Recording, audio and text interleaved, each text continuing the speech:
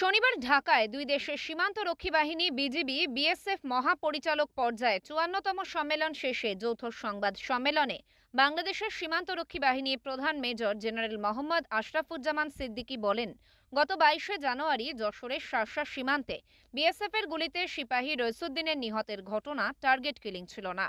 অন্যদিকে বিএসএফ প্রধান শ্রী নীতিন আগারওয়াল বলেন, ইতিমধ্যে বিষয়টি বিজিবিকে জানানো হয়েছে। সেদিন কি ঘটেছিল আমি এ বিষয়ে ব্যাখ্যা দিতে চাই না। বিষয়টি অফিসিয়ালি বিজিবিকে অবগত করা হয়েছে।